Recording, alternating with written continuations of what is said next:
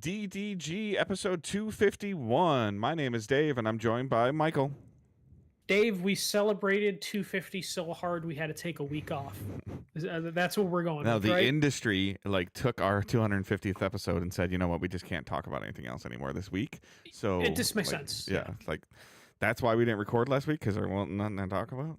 But we have stuff to talk about this so week. apparently Dave. they all just took a little holiday, and now we're and before the holiday they took a holiday. So I don't know. That's an Eastern term, right? Stefan or Matt will correct me. They get a whole week for one holiday in Europe, don't they? I don't know what you're talking about, Dave, but yeah, sure, let's go for that. They're always on holiday. Whenever you run and talk to someone, oh, I'm on a holiday, and they have they 4 always days off. seem like they're on a holiday because they have worker rights that are a little better than us. We're like, we get 6 holidays a year. We can fucking enjoy them. All right, so we are Digital Days Gaming. We are a podcast that publishes most weeks, Thursday morning, 6 a.m. Eastern Time on podcast services. If you are listening to us for the first time, please consider subscribing, leaving us a review, and then letting us know what you think. If you've been listening to us for a long time, please consider sharing the show and letting other people know that you think that this is a good show. That's always helpful. You can watch our shows on YouTube or Twitch, twitch.tv/Digital Days Gaming, youtube.com/Digital Days Gaming. You can subscribe to the YouTube channel. That is free. You can subscribe on Twitch. That costs money. Or you can link it with your Amazon account and get Prime Gaming. Get some other cool stuff and a free subscription. Consider using that on us or somebody else. Don't let it go to waste, please. Use it on anybody. They get like $3 out of it, so it's well worth it. If 100 of you did that, we'd be great. Just kidding. I don't care.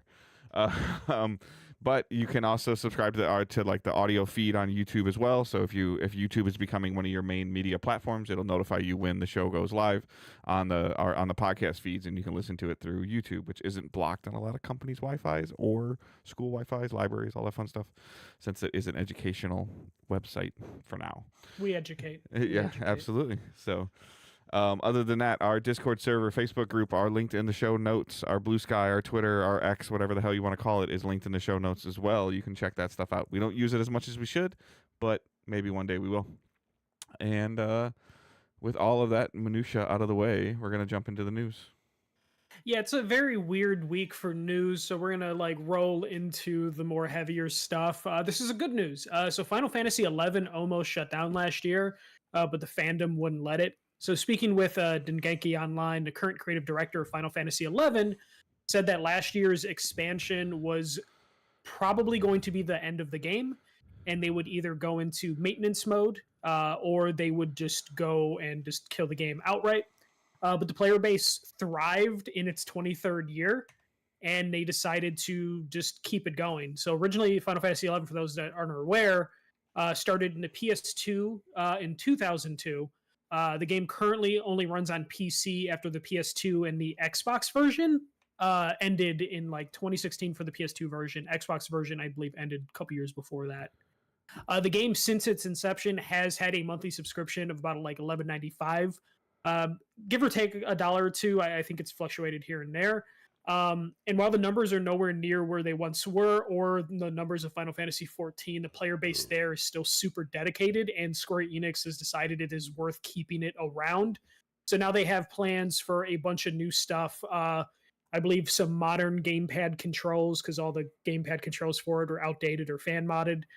They're going to do a new battle system, the ability to change characters' race, which is a big feature. That it's surprising that it wasn't there, but also based on how old it is more complex to do it. I don't think it's surprising it wasn't there in a PS2 game, but okay. Yeah. But it's been PC only since 2016. And then there's just adding a whole bunch of new content. So they are not done with 11, and it doesn't look like there's plans for it to end anytime soon. I bring this up because it's kind of like we've been talking about Grand Theft Auto and how you transition one MMO to the next one, and this is Square being like, you know what, even if it's a small dedicated fan base, they're still willing to pay $11.95 a month to keep it rolling. Yeah, I mean, we've ran the numbers, or kind of messed the numbers up when we talk about Game Pass or PS Plus, or and that's sometimes a month, sometimes that's a year, but this is. I guess I don't know. I haven't really had I mean, I have monthly subscriptions, but like I haven't had a game, like a direct single game subscription. So I don't know Yeah. like if I think sometimes you can pay for the entire year and just swallow it. I think sometimes you can Mhm. pay for like 6 months or a month. I know I feel like I did something at one point in time with DC Universe Online. Um, Yeah. and so, like, if they are potentially paying, whatever, I don't even know, like a roughly like $120 and they get the whole year or whatever, or $100 and they get the whole year. To your point, or your bullet points on here are saying that there's enough dedication here that they're warranting work, and it doesn't really sound like they've had any real work for 10 years. Well, PC, they've been releasing expansions pretty consistently for the game. It's But not as what frequent as it size used and to be. scope though? Like, I mean, like we're not talking about like a Final Fantasy like online like expansion style thing, Like, well, yes, but in terms of what you could do with an old game, right? in terms of, like they don't have like high-end cutscenes or anything like that. It's just new missions, new structures. There's like cutscenes and stuff, but Yeah, the it comes into this weird thing of just like it's probably not that expensive to do expansions for it, but then you have to have like archaic infrastructure that you then need to have an expert that still can do that. yeah. So it's a weird spot where it's probably not super costly, but the people that are working on it are probably very specific people that you need to work on it. I looked up some of the numbers, and it apparently still actively has like 5,000 daily players. It says they might have 1 million subscribers still, which That's a is just lot. kind of That's crazy. that's ridiculous, actually. But okay. That's from the MMOpopulation.com. Yeah. Uh, What does it like show on Steam charts usually? Because is it a Steam game? I think it's its own launcher since we're Okay. talking about a game that's been running since Okay. 2002. Yeah, according to this, it's like 5,000 daily players, which sounds about right. And it says like there is a player base of like 1.7 million people, but that doesn't mean they're all active Right. Absolutely. at any point. That was just what they measured last year. Because they also do the thing where like an expansion comes every 2-3 years, and then a bunch of people resubscribe because they're like, holy shit, this is still running. And then they hang around for a little bit. Right. They did do a thing, I think, last year where they did do a crossover with Final Fantasy 14. And I think as a way to entice those 11 players to try 14 by adding some characters from 11 and then doing some missions that like were specific to the world of Final Fantasy 11. So they are trying to do more crossover stuff to maybe entice those people to move over to 14. But at a certain point, they're just happy with Hmm. this player base that still seems to be doing enough work that Square is like, screw it, let's keep it going. Very cool. To be honest with you, I didn't really know. I'd heard chatter, like I mean, like you hear chatter about like like Final Fantasy 10 remake, 9 remake, and then it kind of used to do like jump to 12, and then 13 was, I mean, had a lot of 13 was like a big change in direction. If I mean, I could be wrong, but I felt like it started to like change the camera and change the combat system. I feel like 13 was that turning point, but I could be wrong. Um, A little bit. There's a yeah, little bit more actiony. and like a lot of people were like clamoring for an 11 remake, and I was like, okay, well, it's just Final Fantasy 11. I didn't realize it was a MMO or a game like what we would call now essentially a live service game. Um, and that's super cool. Do you think that this gives it any legs for a potential full rebuild from Square for this? No, I think what their experiment they did last year with the crossover event, I think they would just want to try and integrate some of the worlds and some missions and be like, hey, we remade those missions in 14. You should really subscribe to 14 because I don't To think they would move want them, to break right? away Like from to 14. move them. Yes, yeah. Yeah. And they'll probably try and do this more. And it would probably be an easier thing for Square to do. Like 14's been around now like 10 years, and it's really hard to develop new stories for and keep it going.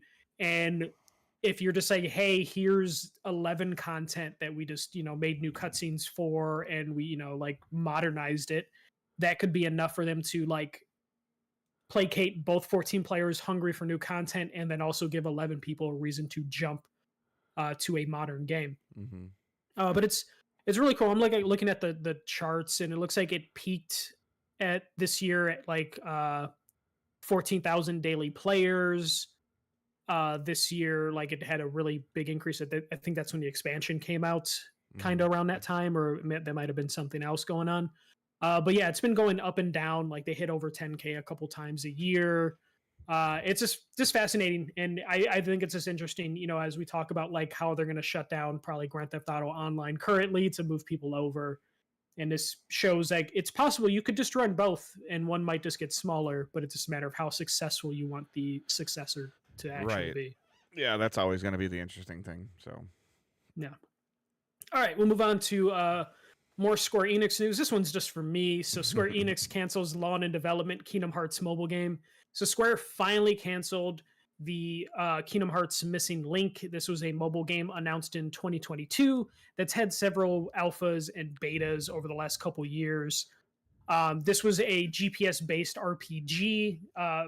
Every time news would come out of some of the betas or some screenshots would leak, videos would leak, it just didn't look that interesting. But because it's Kingdom Hearts, we know the lore is going to be important. There's a lot of people that played Kingdom Hearts 3, myself included, that never touched the mobile games, and we had a lot of confusion when we were playing 3 because it's like, who the fuck are they talking about? And turns out they're talking about the mobile game stuff. didn't they do some epilogue stuff sometimes to even fill those gaps in? Yes. Okay. Yeah. They did all that because they were like, hey, the mobile games are actually important, but no one played them, especially outside of like Japan. So they just outright canceled this to make up for it. They released about like 5 or 6 screenshots of Kingdom Hearts 4 and reminded everyone like, hey, it's still in development. The way they released the screenshots were funny. They released it as a collage, so not individual screens. So you had to like super zoom in to be like, is Mickey Mouse playable? And me and my friends were freaking the fuck out of like, holy shit, Mickey Mouse is playable, and yet we're in our 30s. Yeah, and you're gonna get disappointed. Yeah, it's gonna be a cutscene, or it's just gonna be a couple seconds. But yeah, so Square seems like they're getting busy again. We still don't know how long it's going to be for this, but Square Enix was talking a big game during a recent financial call of just like, we need to hit a reset. We need to do a reboot of pretty much our whole infrastructure, which we kind of talked about last year a couple times. They did the usual, like, we're going to be looking for quality, not quantity, and they're going to be looking to just kind of cut down on some of the extra stuff that they're doing, and that includes some of these spin-off games. But yeah, Kingdom Hearts 4 still exists. It makes sense. I don't really feel like mobile games can have the same development span as a AAA console PC game. Like, I just don't think you can do that. I feel like time, like, again, I use this kind of as a point of reference. We heard rumors and rumblings about this NetEase Destiny game, like all the way from a long time ago, where investments were made and they kind of licensed it. And then all of a sudden, I felt like it was kind of like it was rumbled and rumored, and then it was here, and like at least the beta wise or whatever was here. And then so there has to be, you have to show some kind of progress, and especially in a mobile game. And this goes for everything. Like, I believe, now I'm trying to even remember if I did or didn't. I played, I think, The Division Mobile. I played it. And yeah, you did. You did an event for it. Yeah. Right? And it's nowhere. I haven't heard anything about it since. So, like, in terms of like making a playable version of a game, like, it played, and it actually, if I recall correctly, it was okay. Like, I wasn't like, I was like, okay, this is a mobile version of a game I enjoy. This is okay. And now it's just nothing. Like, I don't think it's even been officially canceled. They haven't said anything. I haven't seen anything. And so, and that was kind of the mantra about Destiny too. Like, Destiny Rising, I think it's what it's called, is like, they're like, hey, for a mobile version on my phone or on my tablet of Destiny, like, this is okay. Like, this is okay. Riddled with microtransactions, like a mobile game would be and a NetEase game would be. And I think you would, in 2025, 2026, Michael, I think you might be in that same mantra of, okay, for Kingdom Hearts on my phone, this is okay. Yeah, I mean, the whole point of doing the mobile games was it's quick cash. You know, it's not as not if it takes 5 years to come out, though. No, and I think that's what Square finally hit. I imagine, that's why Ubisoft was like, wait, why are we taking like 3 or 4 years for this mobile game? Especially in a mobile market where things come and go. It's just like, is it really worth, trying to catch lightning in a bottle? I mean, when everybody had a mobile game. Flappy Bird, that was like 5 months. Like, I mean, I remember PUBG Mobile yeah, had like yep. a small window where people were playing it. And I think that the transition has happened. I don't. I mean, Owen does it periodically, but he pretty much has moved on and not liked it. I feel like Fortnite, as an example, and Fortnite Mobile. Oh, okay, this is okay. I can play this. I can hook a Backbone up to this. I can hook a controller up to this.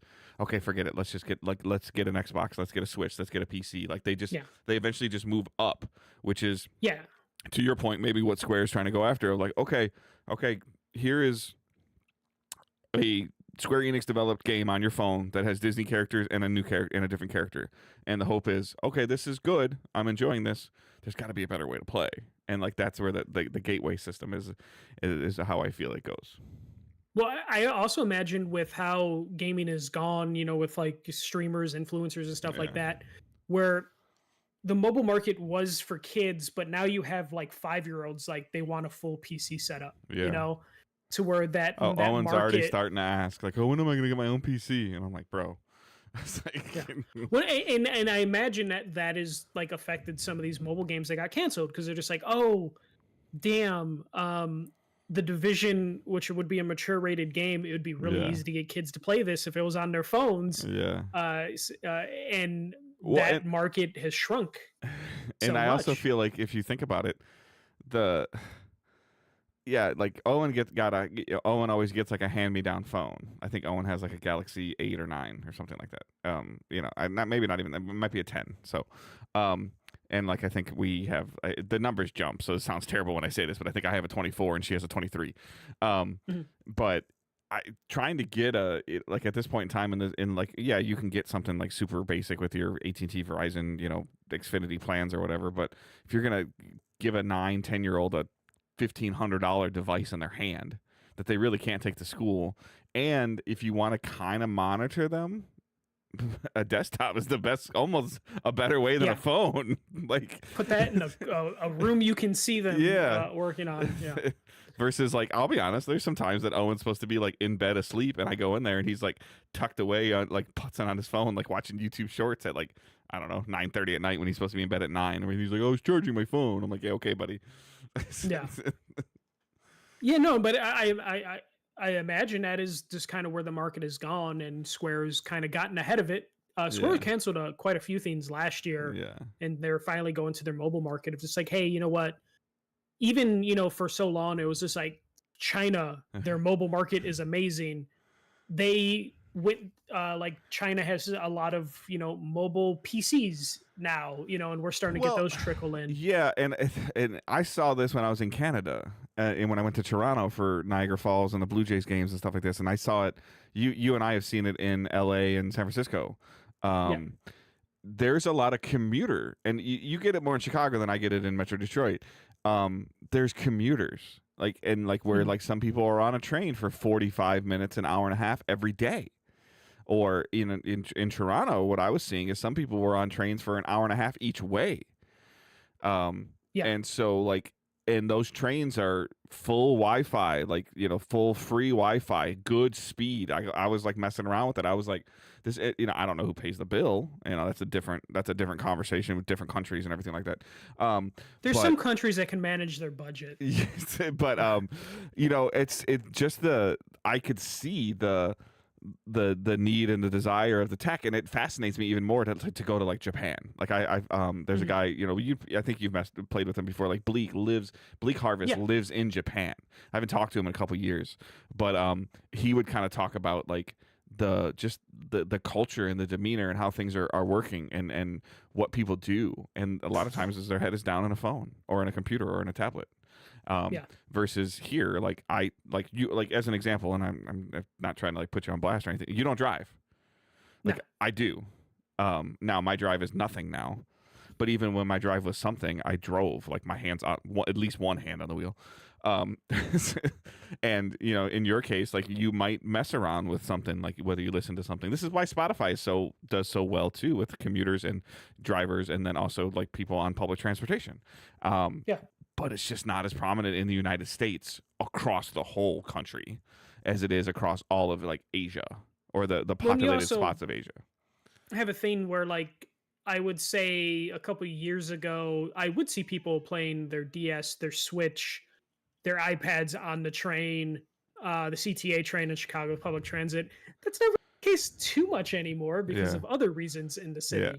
But like in the trains that go from like the suburbs, the long form trains, the ones Yeah. that people do ride for Speed trains, 2 bullet hours. trains, whatever you want to call them. Yeah. Yeah, the metro trains, you do see people on their laptops, on their switches. I've seen a ton of Steam Decks on those trains because it's like a safer commute, and also there's not 1,000 stops, of people coming in and off the trains. So I do see those, those type of people on there now, and I'm starting to see more and more Steam Decks, Yeah. and some ROGs here and there. I have an associate that brings the Steam Deck to work, and he plays it on his lunch.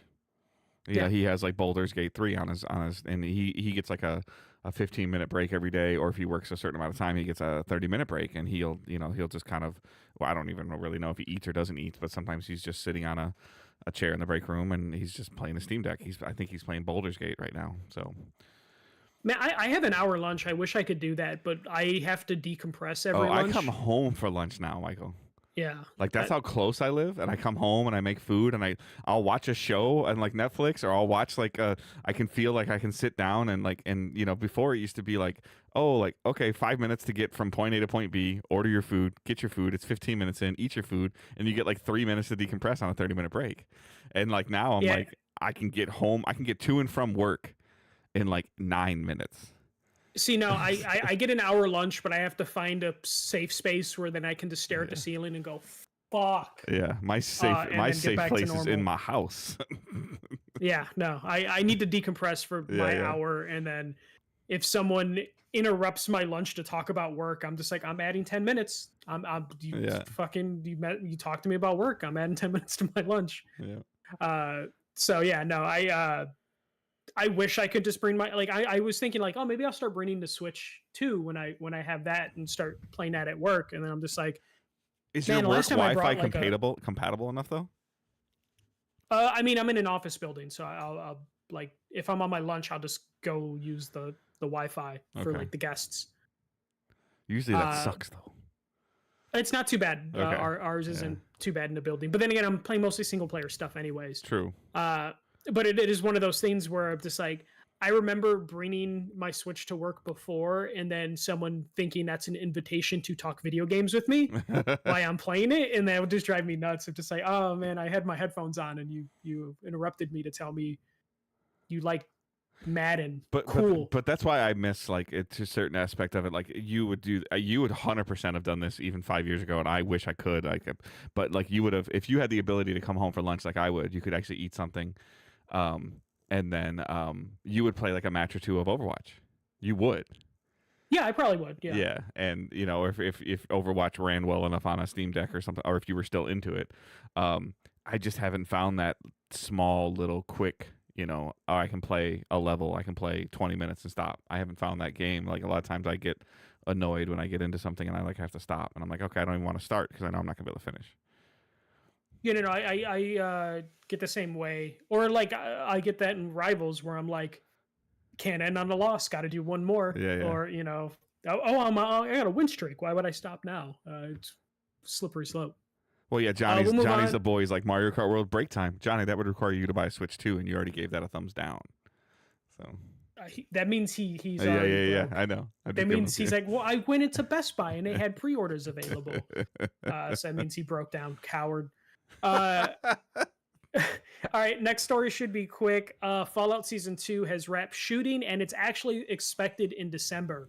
So previous reports were expecting this to be like a 2-year production time, post-production, shooting. But Amazon announced that they finished shooting a couple weeks ago, and they're going to have a quick post-production, and they expected to premiere in December of this year. And Amazon has already greenlit it for Season 3, which is going to start shooting sometime later this year. So it seems like Amazon is doing the opposite of what Max does, what Netflix does. It's HBO Max now, sir.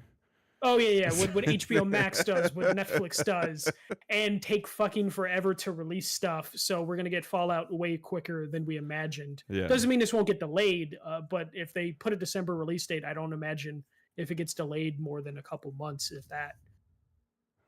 Did you finish Fallout? I did not. So that's also something else that I probably like. There's this balance of trying to, and I think you and Sarah do a better job than Angela and I do of it. I don't really have very many things that I watch myself. I'm trying to get better at it. Um, but it goes either way. Like for the most part, the stuff that Angela watches, like that she watches on her own, like I genuinely have no interest. Or even like, well, Zoe's coming home soon too, and it'll be like baking shows and criminal dramas and criminal justice drama, like even Murder stuff and that's cupcakes. yeah, like that's a you know what, that's probably the new phrase I'm going to use for my daughters, like stuff. Yeah. But like there's a like I'll have like one or two things, and she really didn't get into Fallout. I didn't play the games. I didn't dislike what I saw with Fallout, but it didn't like rivet me. But I should go back to that. I have Amazon. I should just go back to it and finish it because now I feel a little bit better about committing to it with knowing that season 2 and season 3 are coming, to where certain things may or may not be explained to me, and I feel like the writers get some pressure lifted off their shoulders about how they're going to end a season when they know that they get another season. So yeah, like, and I think that means that season 2 will potentially already be better. It will be better than season 1.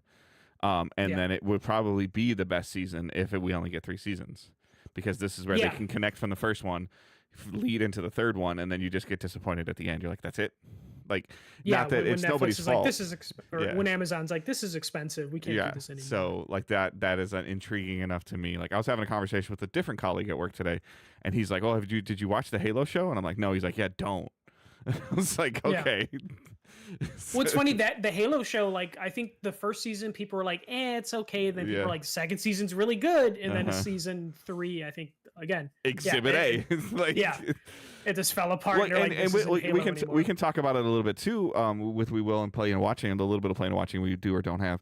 But I would argue, like right now, Last of Us season 2 television show is better than season 1. Like just in terms of like actually, what you're seeing with the show and what they're doing, like in terms of like the I'm really intrigued. Like I already know the story, like 90% of the story, so I'm content. But like the clicker events are so cool. Like they man, I not to get into tangent, but like, so I'm enjoying The Last of Us season 2. I think it's pretty good. They are making some head scratching decisions with some of the writing. But there's something about it that just isn't clicking. The last episode was fantastic. Yeah. I think it was a really good episode, but there's something just not clicking. As in like 2 nights ago episode you're talking? Yes, okay. The last episode. Right. Yeah.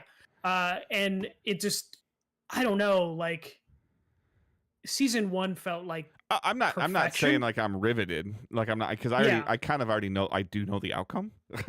But there are a couple things that I agree with you. This last episode was great. That one scene at the end of that episode was probably the best scene in the franchises on a show of like 14 episodes. That conversation on the porch, like those are things that I think are great and fantastic. But I'm starting to, like they are kind of concerning. I think we talked about this a long time ago when they said like, it's going to be played over multiple seasons. I'm like, okay, like how much padding and how much fodder are you going to do? Because to your point, season 1, game 1, really, I only really felt like it had one padded episode, and you would argue that one padded episode was the best episode out of all of them, and that's the story in Pittsburgh, or I can't think of the character. Yeah, Bills. So like that would be arguably the best episode versus potentially like I guess if you watch the stuff at the end of the Last of Us show, each episode, the making of, or like the little podcast thing they have, I just wish that they would actually show the video game inspiration a little bit more, so I can kind of see what they were trying to do. Because there's certain times I'm like, I'm with you, like that's a little off. Like it just feels just a little off, and I think what doesn't help is I've been getting the TikToks where they compare scenes from the game and the show. Okay. And you might have to send me those. So yeah, it's one of those scenes where it's like they're just close enough that the differences that the show makes will bother you. Of just like, fuck, they were right there. Why didn't they just do this? And it's a shame because I do like, all the actors in the show are good. I'm not one of those people that has a problem with any of the actors. Yeah. It's just one of those things where it's like something's just not right. And I think I'm I think it's partially because there's only one episode left for the season, so it's shorter season. See, I didn't. I guess It's I only didn't. 7 episodes. Yeah. Okay. I suck at that. Okay. Which sucks that it's like, so short after a 2-year wait of a season. Uh, and I'm part of me. I'm just like, shit. Can we just get the Abby's perspective? I need to see Yeah. Abby's stuff because I need the other Well- end to make it complete for me. Because I'm comparing. Because in the video game, such a key element of that game is after you spend your time with Ellie, you do get your Abby time, and Then that parallel don't- realization, like I think that's a big thing too. Yeah. Of like when you start understanding that you're running parallel lines, super cool, super fascinating.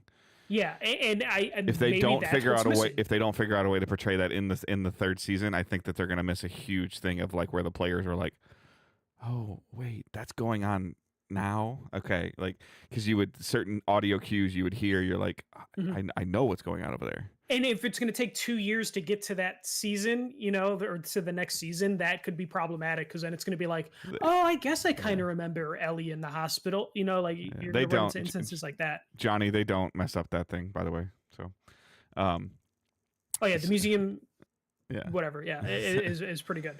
But yeah, that's Last of Us talk. What were we talking about? Fallout. Yeah, Fallout yeah. is coming. It fits Fallout in the TV season, show news things. Leave it alone. Yeah. Fallout season 1 was great. Season 2, like the post production being so short, gives me a lot of hope that a lot of the sets and stuff are practical. Uh-huh. We have seen a lot of leaks of like they built out New Vegas physically. It's not this green screen, which gives me hope that they are like, let's reduce the amount of CGI, which usually takes the longest for them to create. And we have more practical effects, practical sets, practical enemies, monsters, all that sort of stuff. So that gives me hope. And also, like, if they're going to be in Vegas, it is going to be dialogue heavy. So I don't imagine a lot of crazy set pieces in this next season. So I'm excited for that. Dave, unless you have any Fallout stuff, we just got to jump into it. This is Yeah, going to be the I- meat of our episode. Let's just call it now. This is the PlayStation Live service drama hell that we're in now. So we'll start here. Jade Raymond has left Haven Studios. So Jade Raymond has officially left the studio she founded, Haven.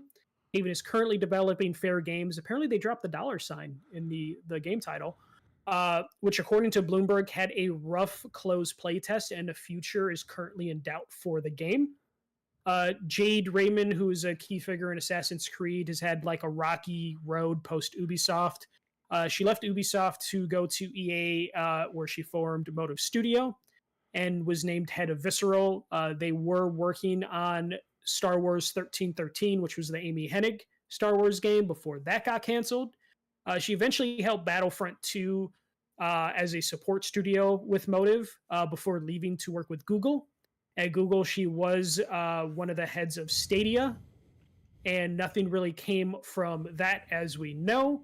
After leaving Stadia, she then went to form Haven, which was acquired by PlayStation a couple years ago. Fair Games was announced. What has it been, like a year, 2 years now Something since like that, yeah. Fair Games was announced? And Haven't again, seen it since. Like saw a Yep. trailer and haven't seen anything since. Apparently, the studio is super worried because of these closed playtests that were like internal playtests at PlayStation and at the studio. Because They did not Concord go sent them well. screaming into the corner. It's what it sounds like. Yeah. But yeah, the first sign that you might be in trouble is when your founder bails before your game comes out. So Jade Raymond has left Haven, and Took her bag and Man. ran. Took her bag and ran. Like, basically, and you can't blame them. But like, man, if she what's starts the another last studio, game that she developed that came out? helped Battlefront 2 as a support studio. That's the only when thing did that I that have. come out? Like, Battlefront 2 would have been 2017, no way. 2016. Hold on. Battle Front 2. That came out 2017. Okay, all right. Yeah. So But almost yeah. 10 years? Like, because, like, let's just add, no matter, like, well, and now 15, because no matter Yeah, if and she's also we're talking about a support studio, not Yeah. the main studio. That was still DICE. So what's the last Assassin's Creed she worked on then?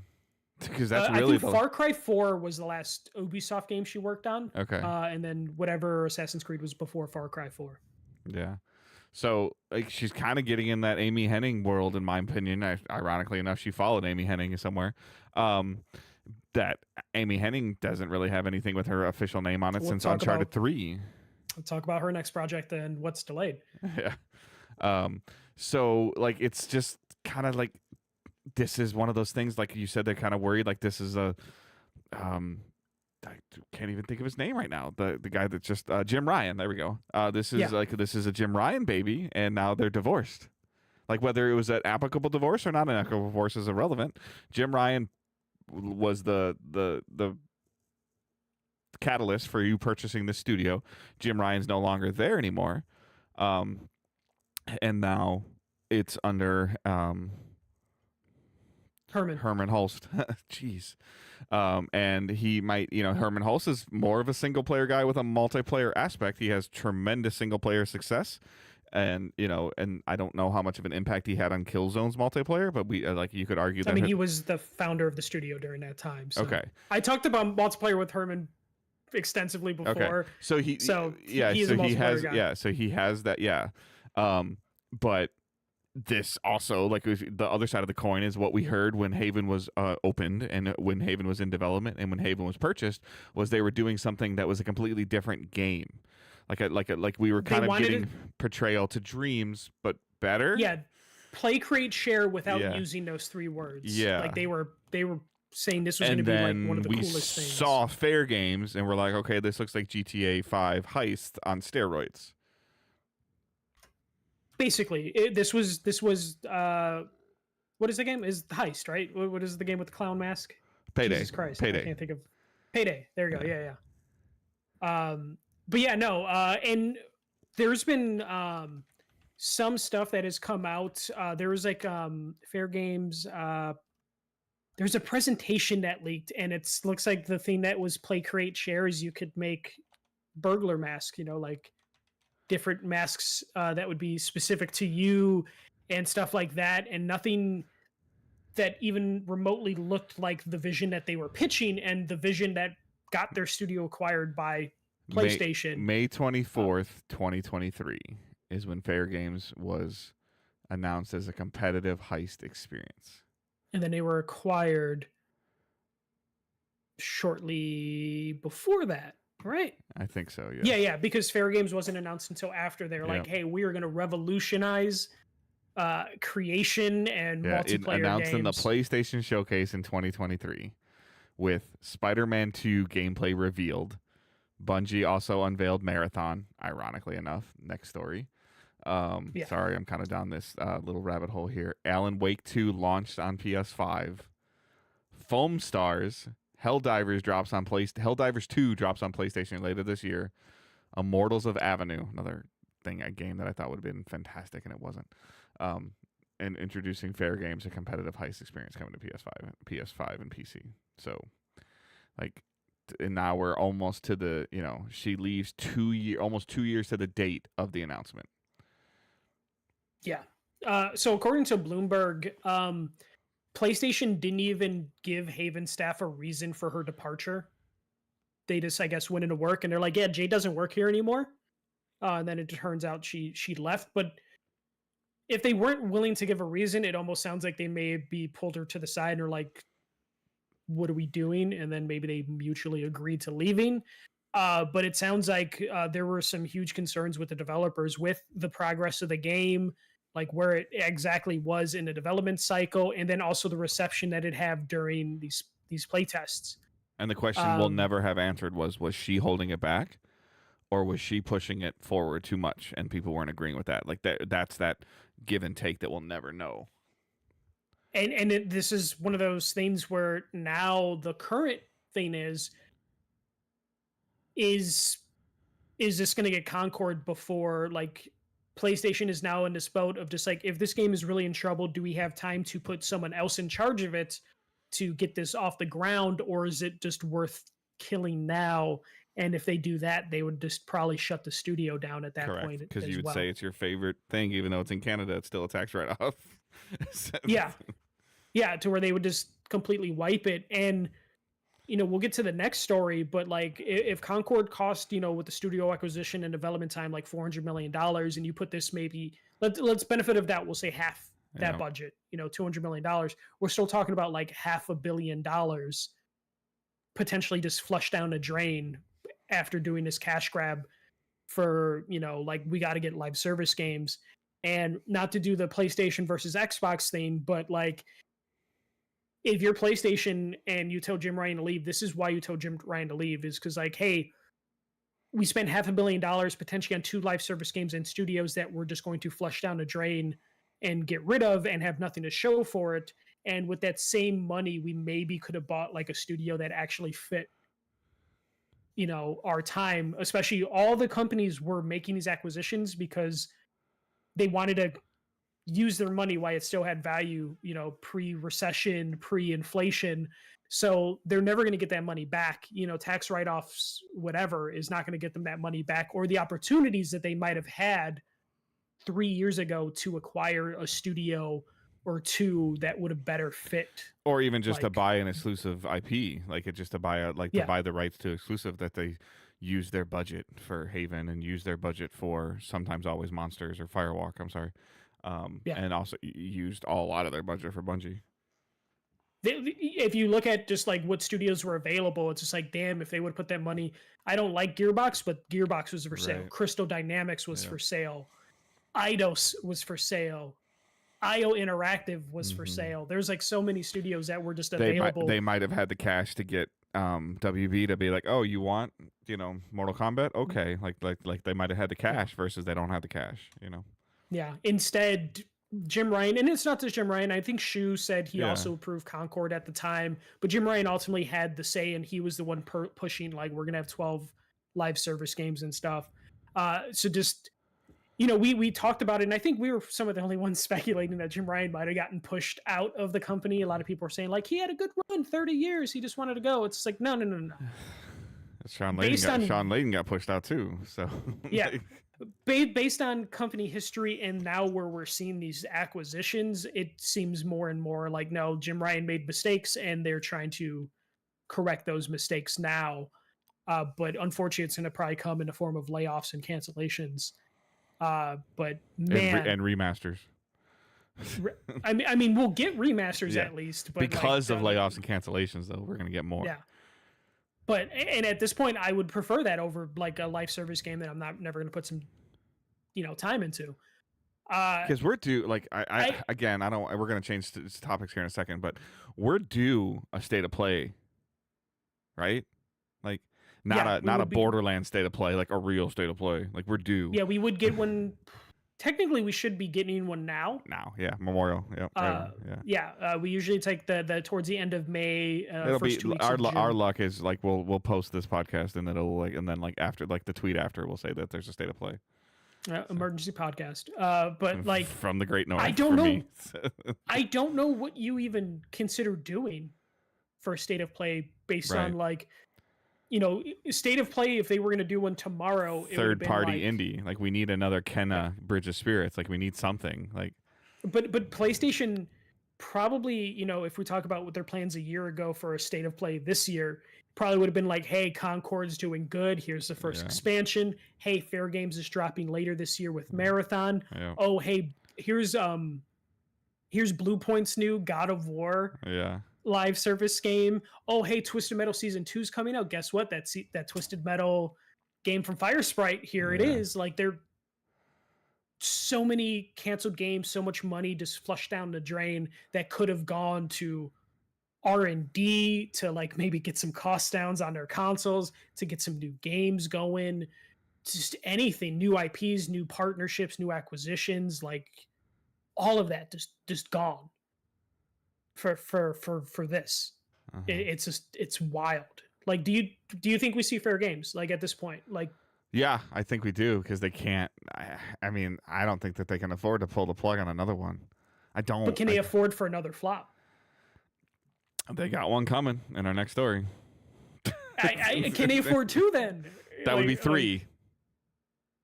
Yeah. Can they afford two more? Yeah. Can they afford two more? But yeah, no.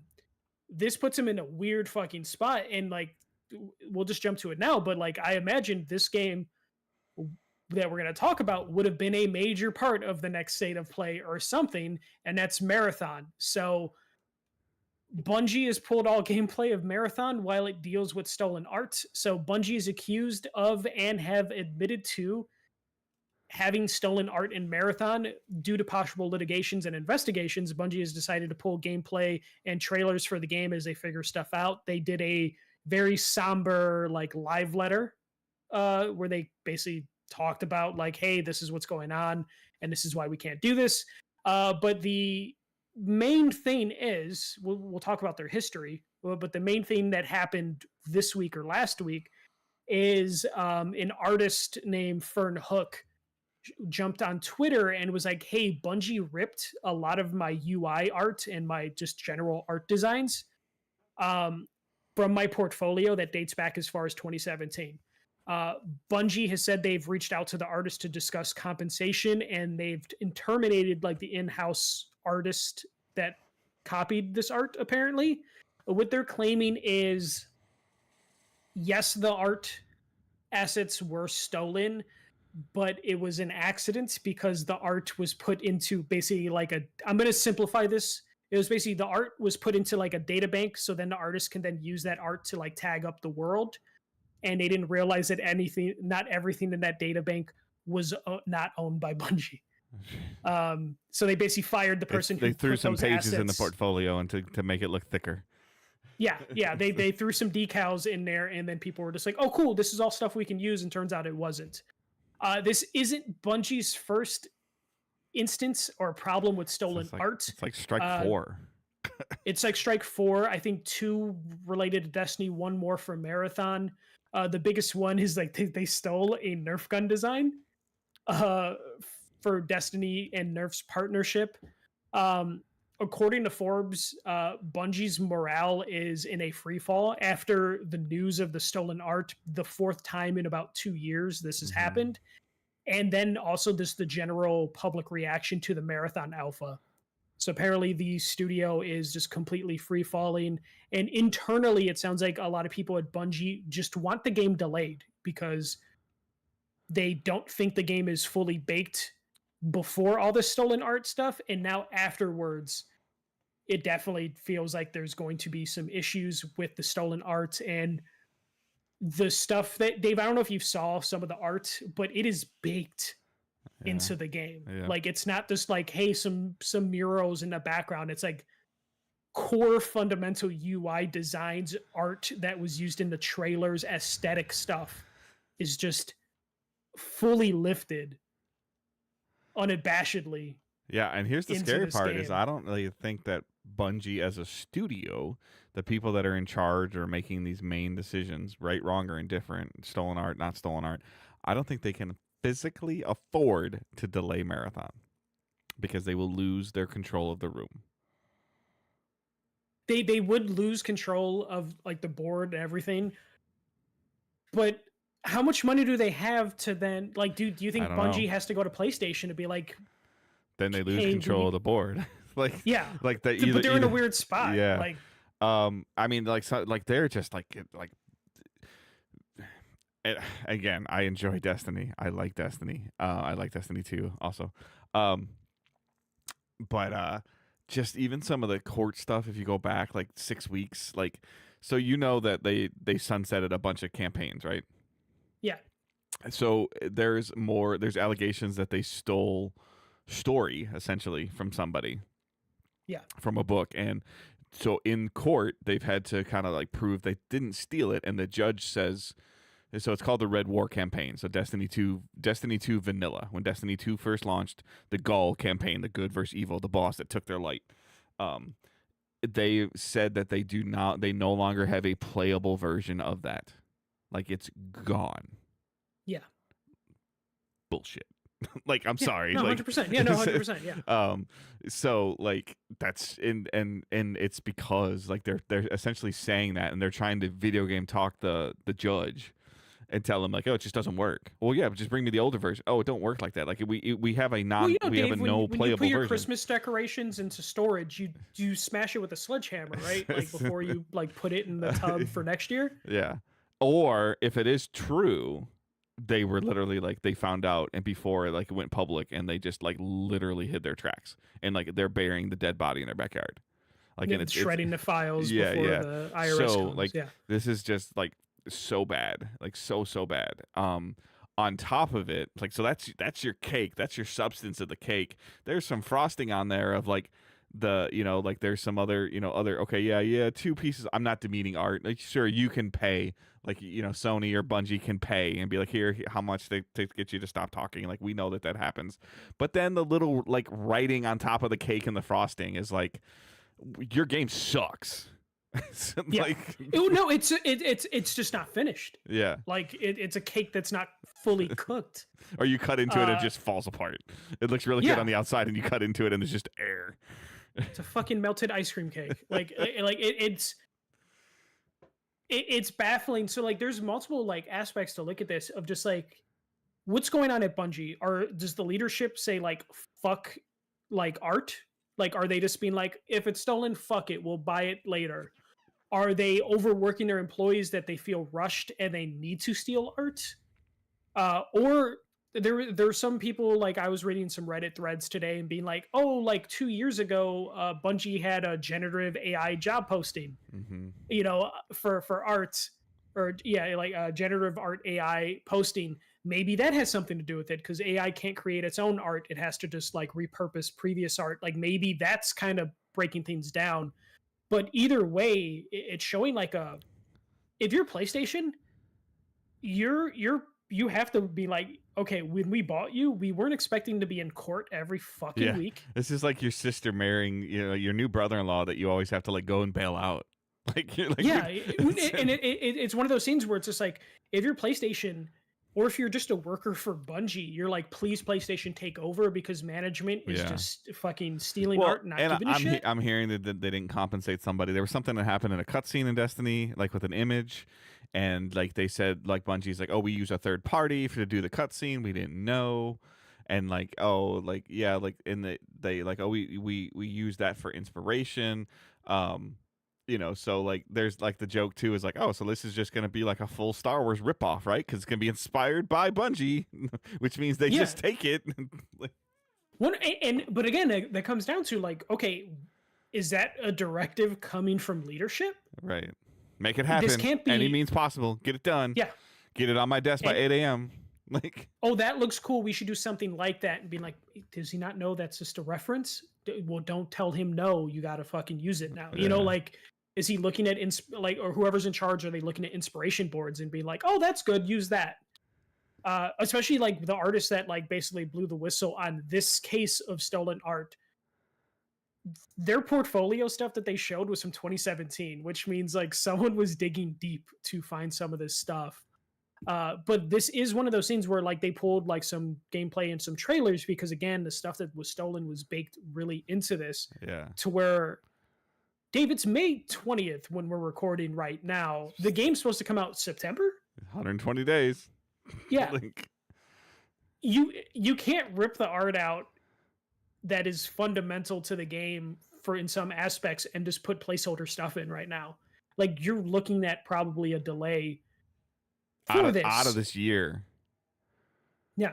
And then also then if you're PlayStation, you're probably sending people from other studios to be like, okay, you need to audit every piece of art in this game because now this is the 4th time Bungie has been accused and have admitted to like Bungie is yet to say like we did not steal art in any of the instances. They immediately are like, my bad. Yep.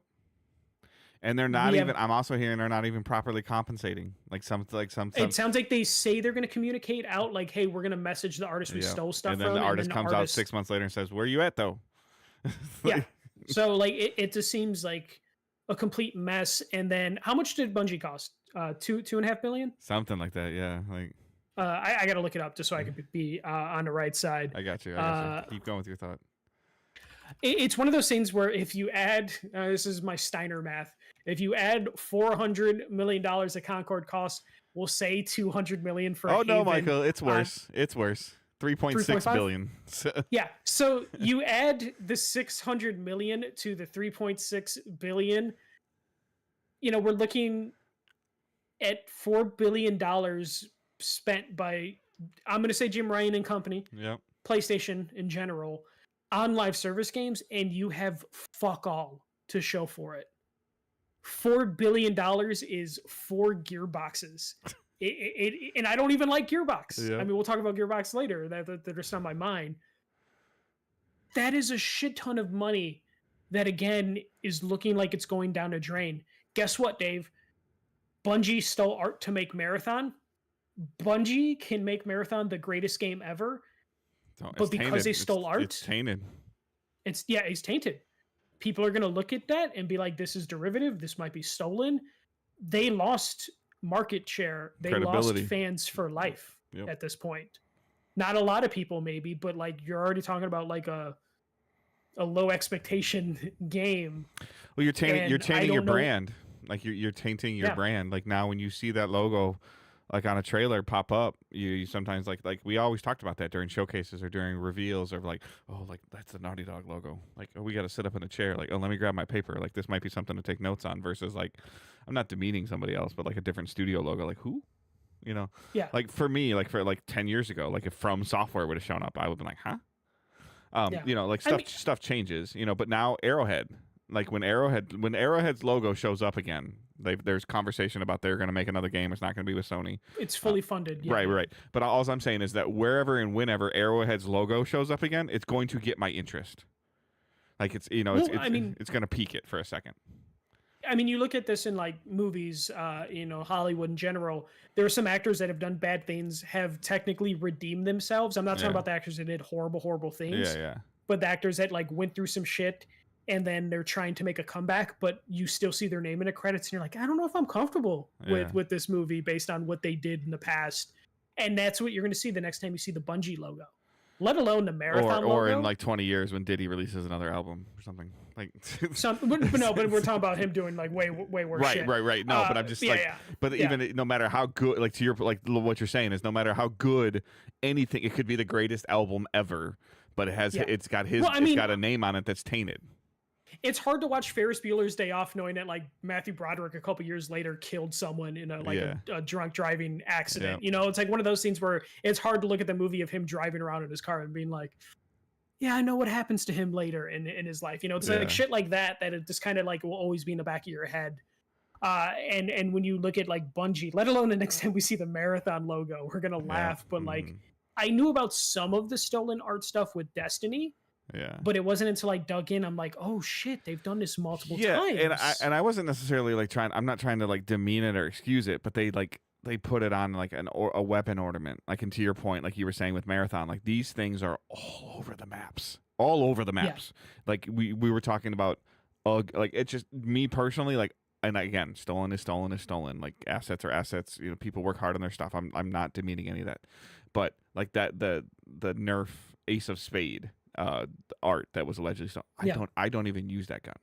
Like I would never have seen it, or I won't. But now, like when I see somebody use it, I'm not going to think, oh, that guy's using that exotic. I would like, oh, that's that stolen art. Like that's the and then when it comes to Marathon, Marathon was like little fundamental things, like the little glitchy thing that happens on the screen in transitions that was stolen. It's stuff like that, and it's absolutely wild. I know Johnny over here, and don't say it.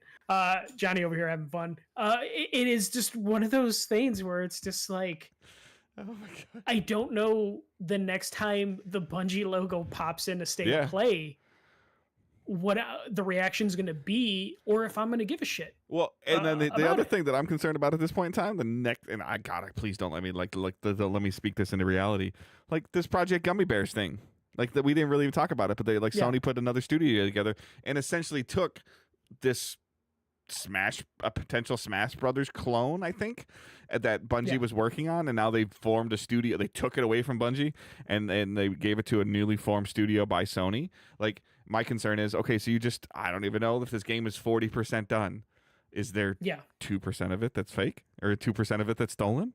I mean, at this point in Yeah. time, the track record would say yes. Like, Well, I just imagine that, like, if you're working at Bungie, like, I think the studio is called LFG, which is like, yeah. it's an incubation studio, which means it's still located probably in Bungie's headquarters. I just imagine there's like a glass cubicle that a Bungie employee is just like touching the glass of this, like, I wish I was there, because it's just like they look like they're having fun. I'm over here having to literally scrub the walls in this game because there's some like random art here.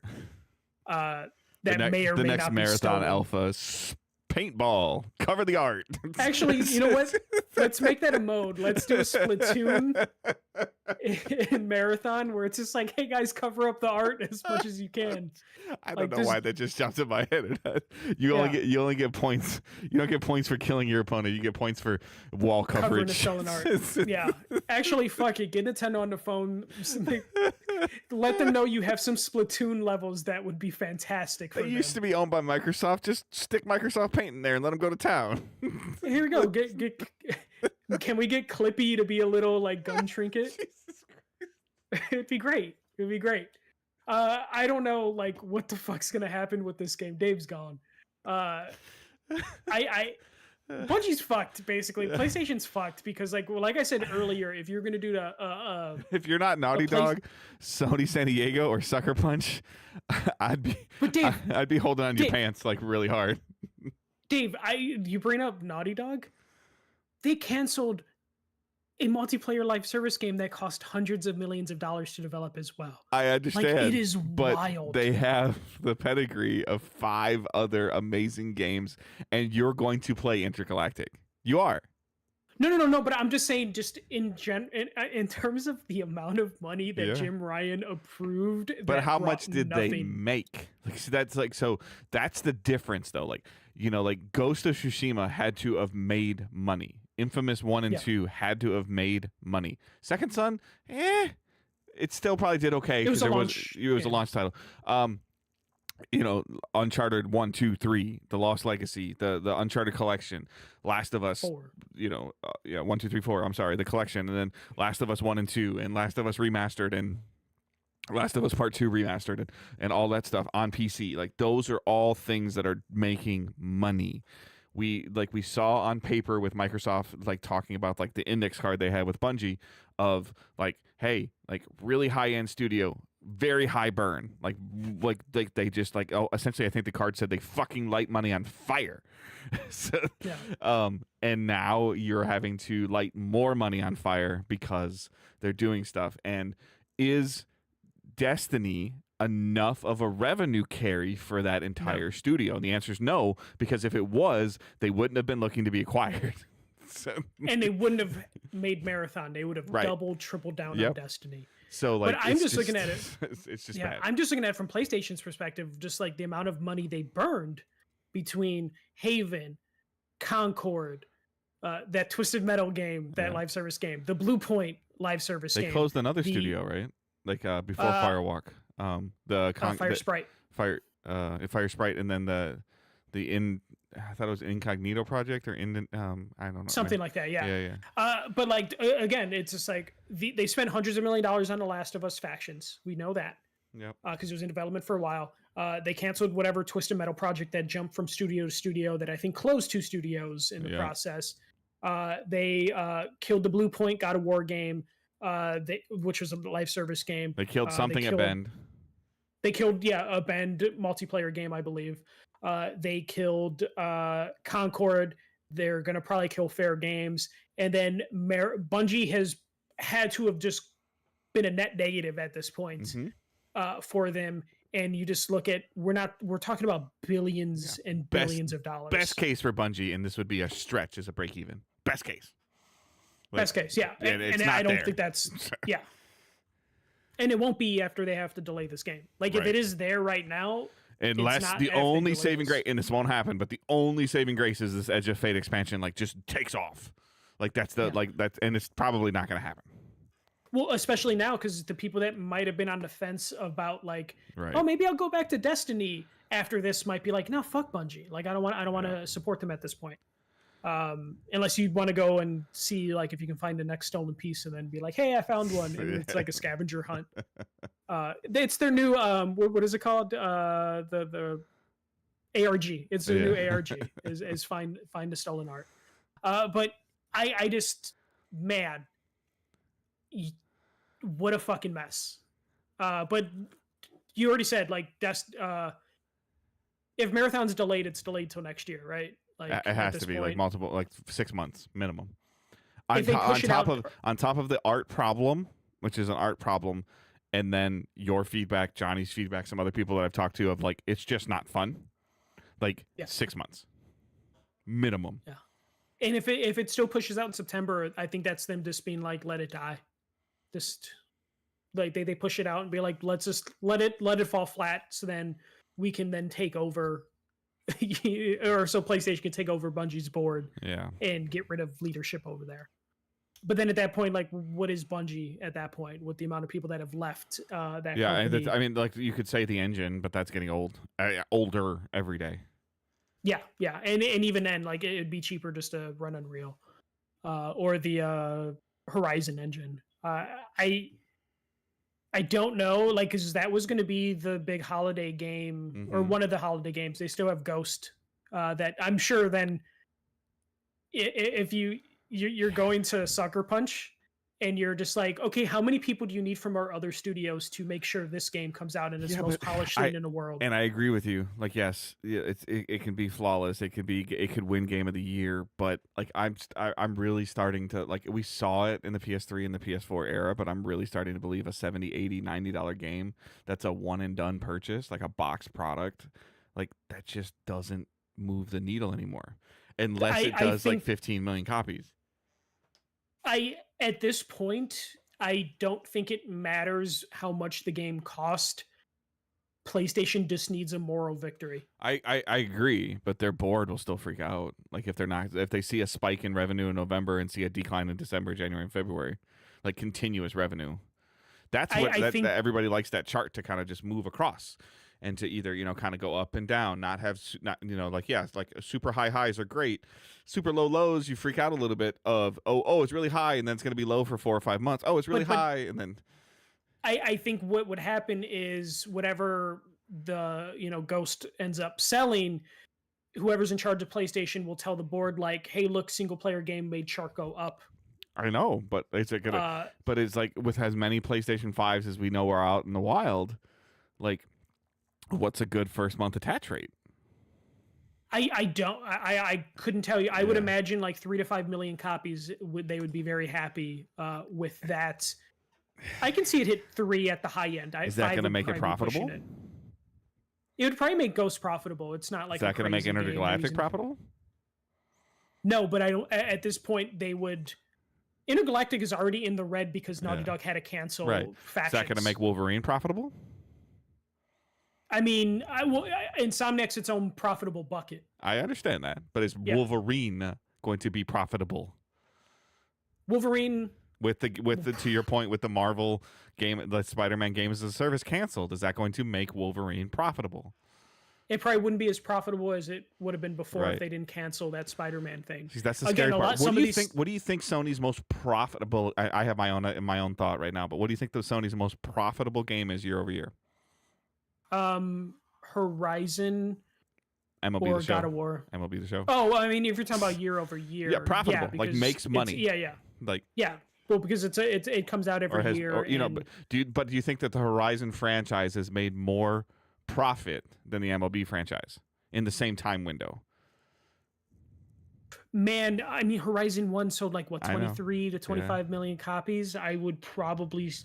If we're only talking about the first one, because I know the second one didn't sell as well. Right, but I'm saying, so if you take the window, like the launch year of Horizon, from that day until now, and compare it to MLB the show, I understand it's an annual thing, but who do you think made more I'm not talking about dollar revenue.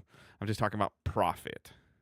I still would say Horizon. That's interesting. Would probably, because MLB is one of those things. But doesn't it usually sneak into the top 10 of NPD every year? Top 15? Not as much as it used to. Right. Okay, I agree. But I would say... Top 25 every year. Probably, yeah. But I would say, like, MLB The Show is, like, having like a laundromat, like a Yeah, yeah. turnkey No, I business. got Like it's you, not yeah. doing crazy profits, But it's it just probably doing doesn't cost a consistent. ton to make either. You know, because a lot. You would hope. You Yeah, would like hope. a lot of the scans are one and done scans. Like like once you get Wrigley Field, like unless they change something dramatically, it's not a you don't have to go back there every year and rescan it. You know, you don't Yeah, have to but go I back would and imagine rescan it's every not. player. I would imagine it's not turning such a crazy No, profit. It's just it's a steady ain't earner, nothing but turning a like, profit apparently. but then when you look at like Horizon, if we're just talking about just the game, because Horizon also has like, hey, we sell plushies, we sell rights to Yeah. Amazon to never make a TV show for They it. sell diamond studs and everything too, like MLB does. So Yeah, but I would imagine just like Horizon is probably made yeah, no, it's just it's as always one much, of those yeah. interesting things. So. But it is. I don't know what the like a state of play Well, would look like. we at know this point. profits are struggling because prices are going up. Like, I mean, that is a combination of struggle and greed. Yeah. Kind of like Like Xbox. they're trying to increasing figure their they're trying to prices, figure the greed. market out, but they're trying to figure the Yeah. market out because they need to make profit or revenue, or they need to show software is up from last year. Somebody's sitting on the board. Yeah, motherfucker, you raised everything $30. Like it better be up. Like, I think back to like Xbox a couple weeks ago when they raised up the prices, and it's like, huh, it's interesting. You want to charge $80 for a game now that you're putting stuff out on PlayStation? Huh? Is it because they're buying your physical games? That you're like, let's see if we can get them to buy our same shit at $80. But yeah, I don't, Dave. Like we'll wrap it up soon, but like, what the fuck is the state of play this year? Like, there's what is the showcase? Yeah. Because showcase is the big one, the big summer one. What the fuck do you do for that? Like, third party stuff seems like it's super far out. Kojima just said like his next game is like 5 to 6 years away. Square just said like, hey, we're in the process of rebooting a lot of our franchises. Good luck for the next couple years. So like their third party stuff's not really there. And you can do a big blow off for Intergalactic, but like I still think that's might be like 3 years away. Mm-hmm. So I don't know, Dave. But Bungie's fucked, and PlayStation also seems fucked. So we'll go there. But Dave, in these irrational times, these crazy times, just know that if you're a real fan of Borderlands, you can find a way to cough up $80 to pick it up. So, Randy Perchford, let a fan know who asked or who was saying that they might not be able to afford an $80 version of Borderlands. Randy Pitchford said, when I was a kid and I wanted to buy a video game, I just worked for it. If you're a real fan, you'll make it happen.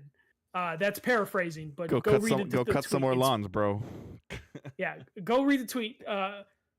Person whose net worth is in the hundreds of millions of dollars said, you can afford $80 if you're a real fan. So we're starting to build this Mount Rushmore of video game CEO phrases that are gonna we already have I'm sure there's more, but we already have 3 heads with like Don Matrix and Bowser and now Pittsford, of things that they've said of here's an image of, what not to do.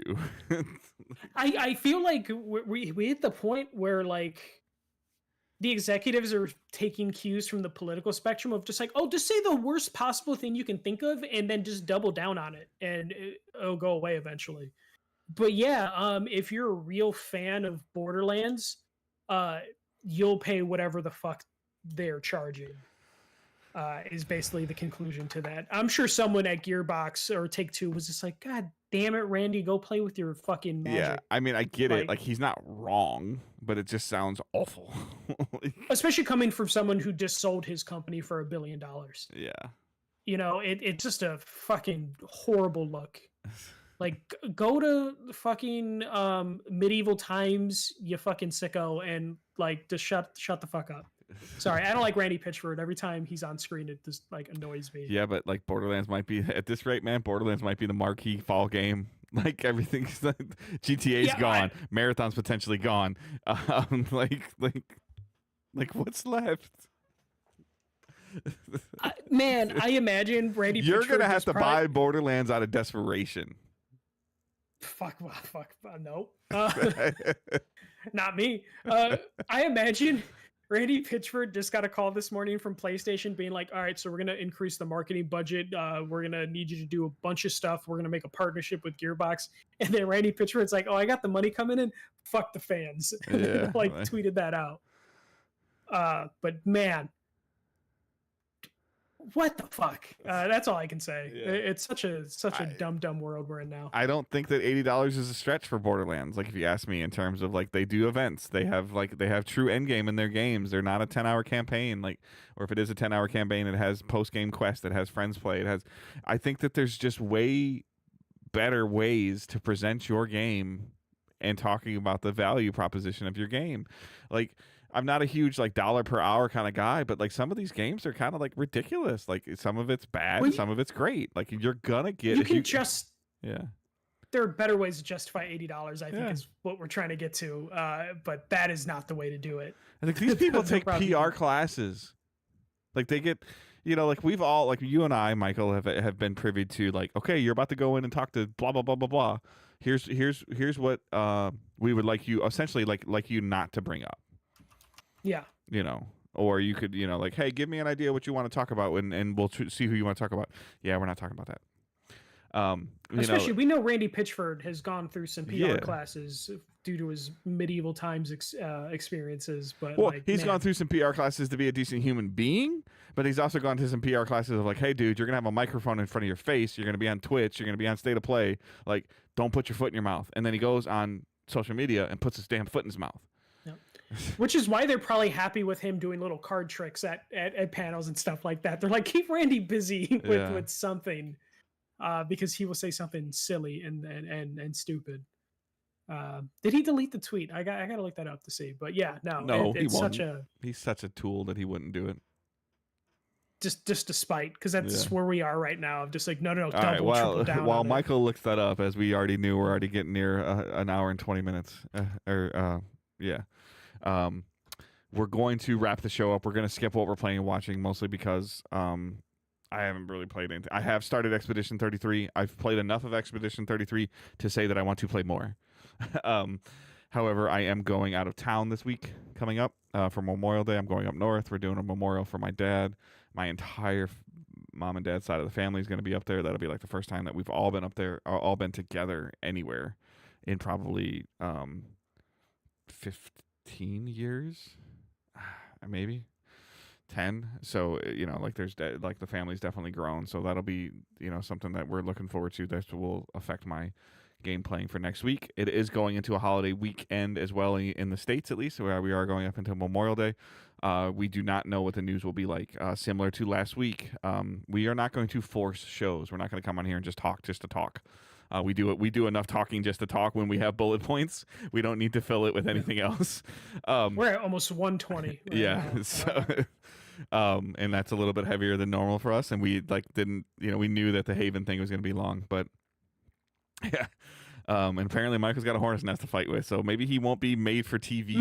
He won't be made for Twitch on next week. It's someone noticed there's a dead go to my store, buy some suits, buy a mask, please, I will give you my phone number. There's a broken spotlight thing in my yard, and it's the hornet's nest is in the light fixture. Dude, just I can't poke it with a stick. You like TikTok? You like TikTok, man? Just take that, look for those little plastic containers full of vinegar and stick it right over the light. No, that's what I'm gonna do. Yeah. But it's one of those things where I'm like, I don't know if it's vinegar or a plastic container. Don't. It's gasoline. Okay. Apparently, but I'm not gonna go to I don't have a car. I'm from a gas station. You don't have a lawnmower, or do you have an electric lawnmower? No, electric. Yeah. Electric. Okay. I don't have a huge lawn, so I don't know. I'll figure something out. I have an electric lawnmower now too, but I have some very strong vodka. I'm just gonna grab that and just get them drunk. Yeah, Michael might not be ready for Twitch next week. Yeah, I might not be. I have a lot of. Are you allergic? No, I just don't want to be stunned by hornets. I know, but have you been stung before? Ever? Yeah, I got stunned in the eye, actually, like the tear duct. So I've been stunned by a bee. So I guess the answer is at least the answer is better than I don't know.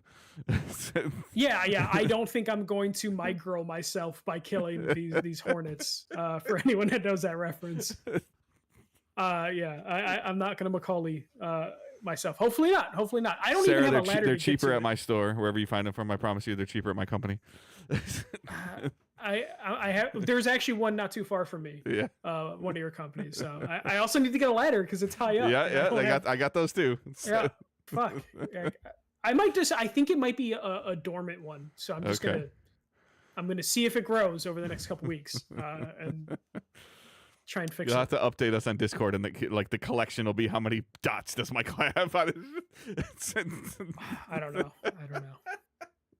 Sorry. We'll see. I'll live stream. Oh my me God. checking this. I've been stung on the tongue as a kid. I got to like as a kid, Like it's your in my dots. mouth. Like Yeah, it that's weird. flew into a can of pop, and I didn't know it was in a can of pop.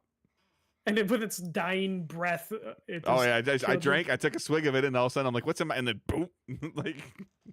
Yeah. Post Sarah's got our back though. Sarah's gonna take care of posting for you. Yeah. Okay. So, with that in mind, if you want to see what happens to Michael over the holiday weekend in the United States, join our Discord, linked in the show notes. Shameless plug.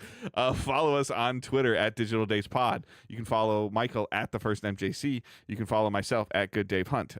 Blue Sky is at Digital Days Podcast.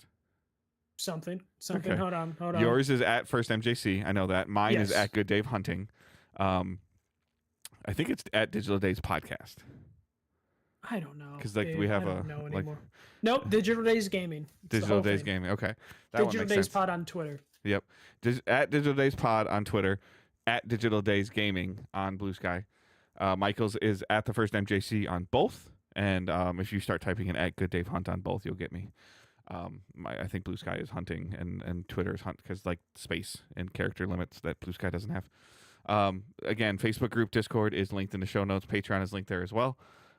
If you are in the United States, I hope you have a nice Memorial Day weekend. Rested, get some rest, do some barbecuing. The weather in Michigan is going to be awful.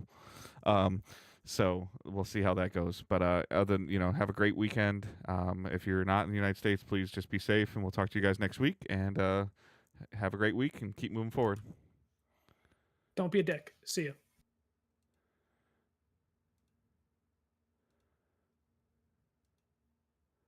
Oops. All right.